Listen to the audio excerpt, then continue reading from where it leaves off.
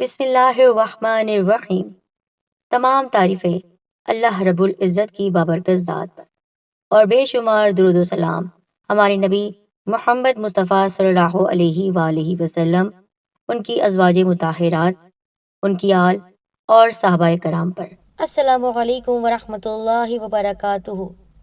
پیارے ساتھیوں، ذوالحج کا مہینہ ہمارے لیے بے شمار برکات لے کر آتا ہے۔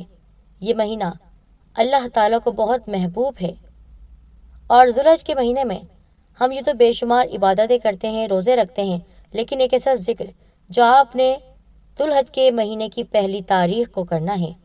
یہ ذکر اللہ تعالیٰ کو اتنا پسند ہے کہ جو بات آپ منہ سے نکالیں گے وہ پوری ہو جائے گی انشاءاللہ۔ کون سے کلمات ہیں یہ جاننے کے لیے آپ نے مکمل ویڈیو دیکھنی ہے، کیونکہ حدیث کے حوالے کے ساتھ بیان کی جا رہی ہے۔ مس مت کیجیے گا، ہمارے چینل سید دین کارنر کو سبسکرائب کر کے بیل آئیکن کو دبائیے اور نوٹیفیکیشن پر کلک کر دیجیے گا۔ کون سا ذکر ہے جس کو سن کر اللہ تعالیٰ بہت زیادہ خوش ہوتا ہے؟ اللہ تعالیٰ کو خوش کرنے کے لیے آپ یہ ذکر کیجیے۔ یہ فرمان ہے ہمارے نبی صلی اللہ علیہ وآلہ وسلم کا۔ ساتھیوں، اس موضوع کی جانب بڑھتے ہیں اور آپ کو بتاتے ہیں کہ اللہ تعالیٰ کے محبوب ترین کلمات کون سے ہیں اور ان کا ورد کیسے کیا جائے، خاص طور پر ذوالحج کی پہلی تاریخ کو۔ فرسٹ ذوالحج کو آپ نے کس طرح یہ عمل کرنا ہے۔ یاد رہے کہ اللہ تعالیٰ کو جو کلمات بہت ہی زیادہ محبوب اور پسند ہیں وہ کلمات ہیں سبحان اللہ والحمد للہ ولا الہ الا اللہ واللہ اکبر ہیں۔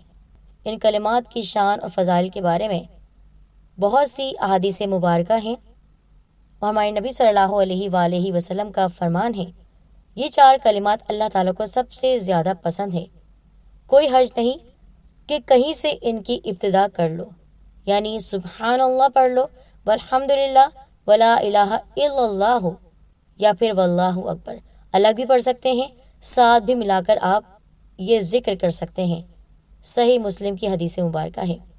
اسی طرح رسول اللہ صلی اللہ علیہ وآلہ وسلم نے فرمایا افضل کلام، یعنی کلام میں سب سے افضل کلمات سبحان اللہ والحمد للہ ولا الہ الا اللہ واللہ اکبر ہیں۔ بروایت مسند احمد۔ قرآن مجید کے بعد سب سے افضل کلمات یہی ہیں، اور یہی وہ ذکر ہے جو اللہ تعالیٰ کو بے انتہا پسند ہے۔ اور اس کے علاوہ ساتھیوں، بخاری شریف کی ایک حدیث مبارکہ ہے، حضرت ابو ہریرہ رضی اللہ تعالیٰ عنہ سے روایت ہے کہ لوگ عرض گزار ہوئے یا رسول اللہ صلی اللہ علیہ وآلہ وسلم، مالدار لوگ تو درجات اور ہمیشہ کی نعمتوں میں بازی لے گئے۔ فرمایا کہ یہ کیوں کر؟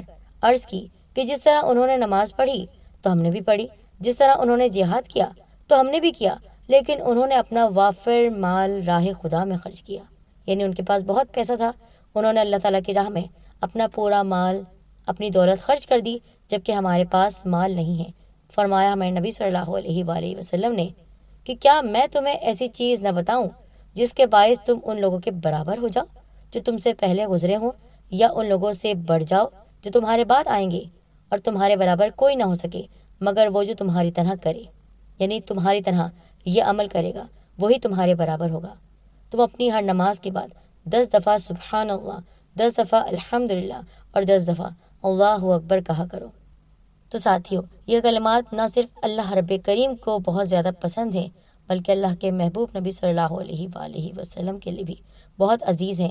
تو آپ ذوالحجہ کے مہینے میں چلتے پھرتے، اٹھتے بیٹھتے کسی وقت بھی یہ کلمات پڑھیے، چاہے تو تسبیح پڑھ سکتے ہیں پوری، یا پھر آپ بغیر کسی تعداد کے کھلا اس کو پڑھیے۔